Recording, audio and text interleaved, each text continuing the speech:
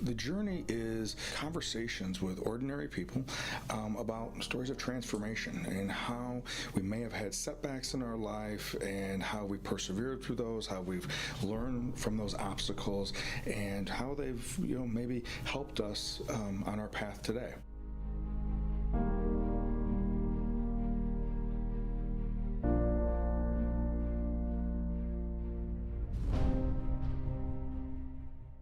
Well, welcome to The Journey. My name is Kevin Polky, and I am the host of The Journey. And today we are going to do a reflection on some of the work that I've been just recently doing within the schools that I've been working at. And uh, and as we talk about that, I wanted to share a little bit about uh, where some of this all came from. So recently, probably the last 12 months or so, I have started off the majority of my talks working with students or working with educators, working with nonprofits, and started with a particular theme or particular story. And the idea of that theme is something that I want to share with you guys. The idea behind it is inviting you into a possibility. What if I told you that when you were created, I want you to imagine that famous uh, Leonardo da Vinci painting in the Sistine Chapel, where two fingers are coming together, and right before they touch, there's this appears, at least to me, an energy that is formed. And if you imagine that space and time metaphorically being at the time when your biological parents conceived you, that when you were created at that point of conception, there was something that was placed within you. It's not something that you could have possibly done to earn it or anything that you deserve because of your actions or the works that you do, but it was a gift that was placed within you. And then within that gift, within that thing that's been placed within you, has all the potential of who you were created to be and who you are going to be if you follow your path. This idea that metaphorically, this thing that was placed within you may very well be seen as a light, or maybe it is you associate it with energy, or associate with love or hope. For some of us, it may very well be tied into our faith practice. So for me, it may very well most closely resemble God placing that light or energy or my potential at that point of creation. For this discussion, it doesn't really matter for me what you associate it with. It matters more to me that you recognize that no matter what you do, no matter what happens to you, what doesn't happen to you, what you do or what you don't do, what others do or what the circumstances are, there is no way for that light to be extinguished. There's no way for that light to go out. Now, true, there may be things that happen that block the brightness of that light. And those could be considered the different things that happen to us, different traumatic events that happen, the stories that we tell ourselves as a result of those things. Um, those could all possibly be a result of that. But the thing that's most important, and I definitely want the students that I'm working with to know that there's nothing that they could do or nothing that could happen to make that light go out. And if that's possible, we talk about this idea that what if there's no such thing as cold? Rather, there is just an absence of heat. And if that's true, maybe there's no such thing as darkness, just an absence of light. I've spoken numerous times before in the past about this idea that we all live on this continuum, and that to the far, far left represents love, hope, and joy. And then to the far, far right represents this darkness, this absence of light, this eclipse of any light. And there is this sense of hopelessness and despair. And when someone's there too long, the darkness lies to them and says that maybe life would be better if you weren't living.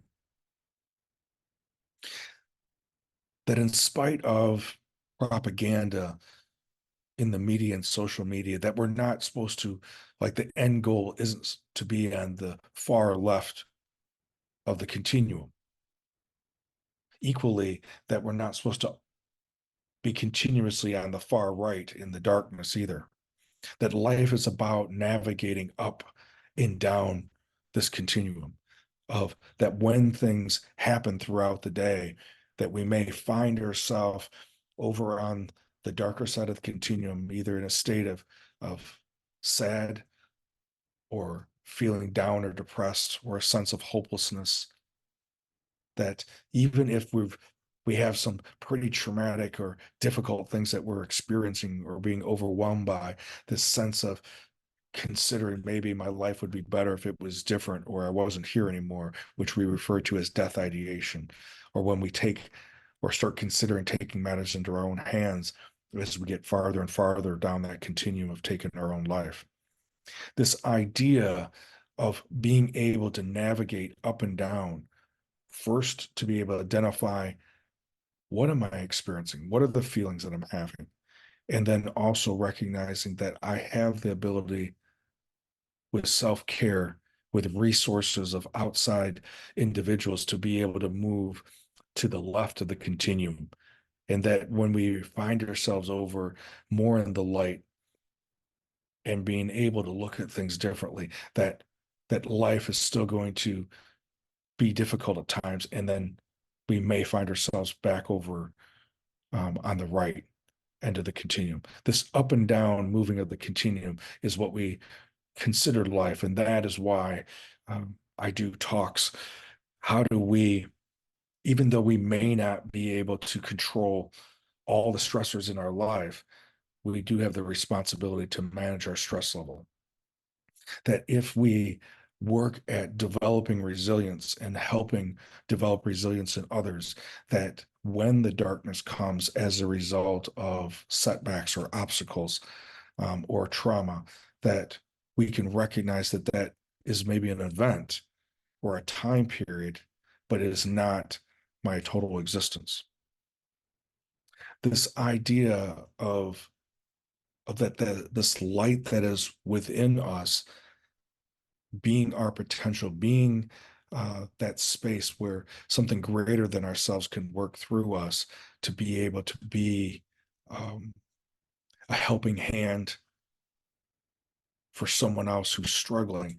This is really what we refer to as being that vessel, as as as parents, as counselors, as educators, as individuals that are attempting to be there in the helping profession or in any profession of how can we be able to connect uh, with others so that they can be seen and be heard and that they have something, some type of other light for hope when they feel that darkness of being on the far right side of the continuum.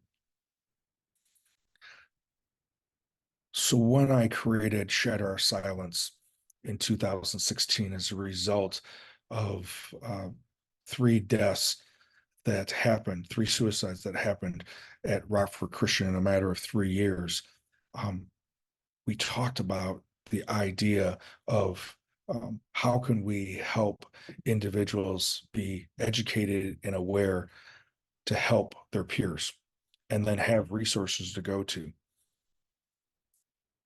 That continually we talk about how can we be But through a matter of our own self-care, through us managing our own stress and developing resilience in our own life, how can we be a light in others' darkness is essentially where that came from. And then part two of of doing the workshops around uh, mental health and social emotional learning was the second part of developing resilience and managing stress. And then the third part, or the third series of workshops, was how do we find a sense of hope in the midst of hopelessness?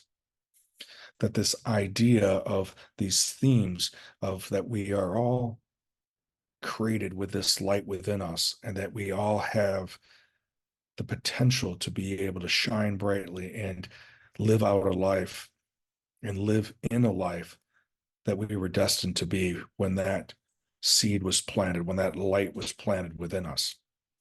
Now, is it going to come without any type of effort or work? Absolutely not. We have to seek out assistance to learn about that. We have to be around other individuals that could help us develop and grow. The idea behind connecting with others and being available to help where needed, and then being able to have a time period of solitude so that we can get replenished and um, that our light can get replenished. Now, how does our light get replenished? It's really about moving away the things that are cloaking it or shading it or eclipsing it. So it's the light itself is always going to be that brightest of bright lights. It's really making sure that we get out of the way and get our thinking, the stories that we tell ourselves about stuff that's happened in the past, or our projections about things that happen into the future. So when you hear the phrase um, "be a light," and for me, I always capitalize the L to emphasize that this is a spiritual practice. Be the light in others' darkness is first and foremost remembering that light is within us and being in conscious contact for me, that's God, so that I can then be available and be a resource to others. As as always, you know, this was originally all around the idea of shatter our silence and being able to develop tools and material and educational programming to be able to help uh, young people, young adults, as well as the significant others that are with them, so that we will not have to go to another premature funeral. As always, I appreciate you being here and sharing this with anybody that you think might benefit from it. And know that within each and every one of you, you were created with that light, and that regardless of what has happened in your life or what you may be going through right now, that light is still there. We just have to take care of the things that are cloaking it and eclipsing it. Again, thank you for being here, and I look forward to being with you next week.